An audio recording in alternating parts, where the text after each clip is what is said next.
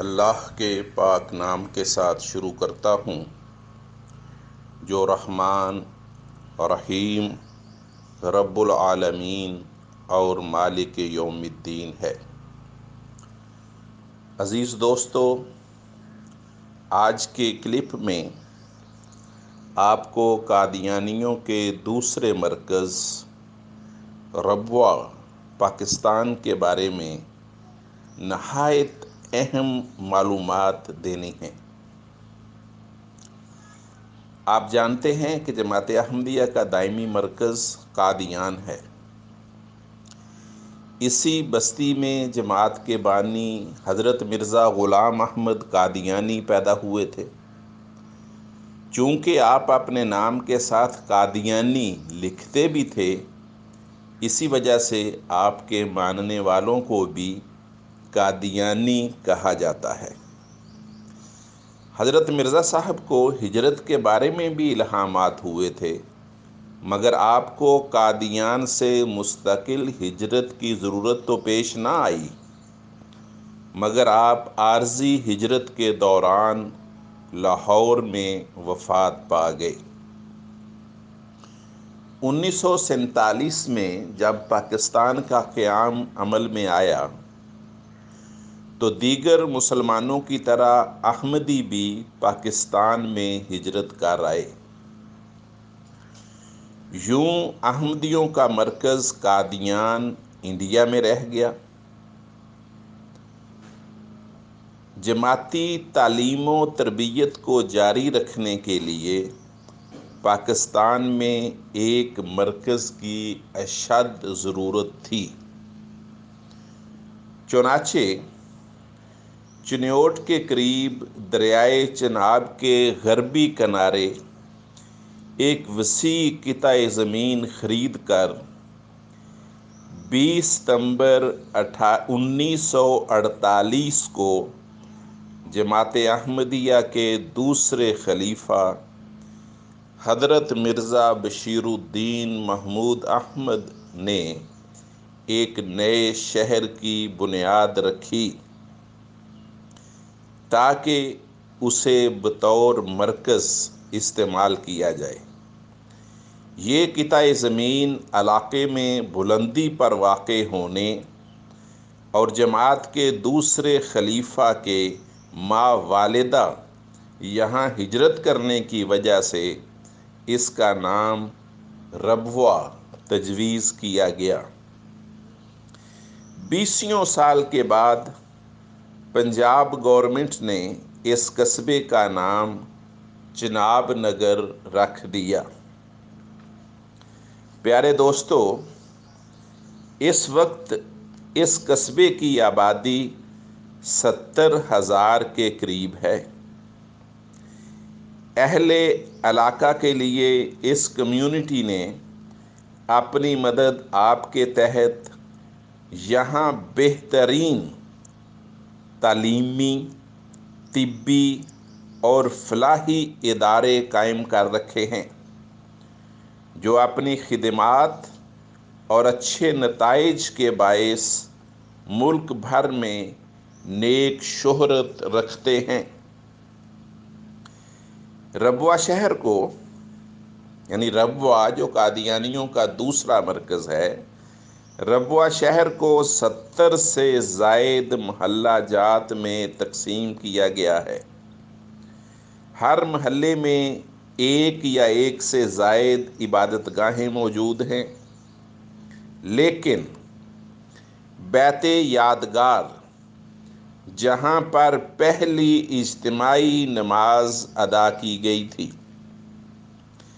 بیت مبارک جس میں جماعت کے تیسرے اور چوتھے خلیفہ کا انتخاب عمل میں آیا تھا، اور بیت اقصیٰ جو بیت جامع ہے، جس میں 15,000 سے زائد لوگ نماز ادا کر سکتے ہیں، زیادہ معروف ہیں۔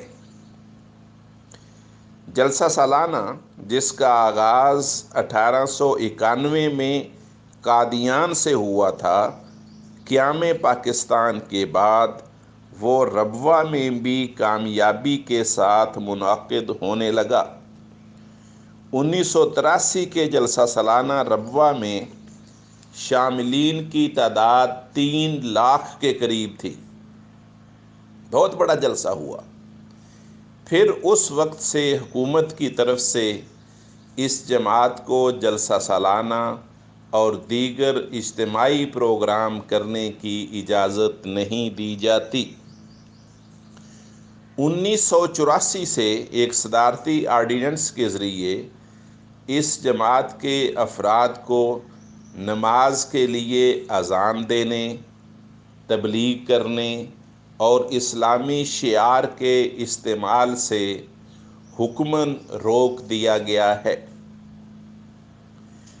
قادیان کی طرح ربوہ میں بھی اس جماعت کا بہشتی مقبرہ قائم ہے، جس میں درجہ ذیل اہم شخصیات مدفون ہیں۔ جماعت کے دوسرے خلیفہ حضرت مرزا بشیر الدین محمود احمد، حضرت مرزا غلام احمد قادیانی صاحب کی اہلیہ محترمہ سیدہ نصرت جہاں، پاکستان کے پہلے وزیر خارجہ اور عالمی عدالت انصاف کے چیف جسٹس حضرت چودھری محمد ظفر اللہ خان، پاکستان کے لیے پہلا نوبل انعام حاصل کرنے والے ڈاکٹر محمد عبدالسلام اور عالمی شہرت یافتہ ماہر معاشیات ایم احمد وغیرہ۔ ربوہ کے بارے میں اس جماعت کا یہ بھی یقین ہے کہ یہ کبھی وہم نہ کرنا کہ ربوہ اجڑ جائے گا۔ ربوہ کو خدا تعالیٰ نے برکت دی ہے۔ ربوہ کے چپے چپے پر اللہ اکبر کے نعرے لگے ہیں۔ ربوہ کے چپے چپے پر حضرت محمد الرسول اللہ صلی اللہ علیہ وسلم پر درود بھیجا گیا ہے۔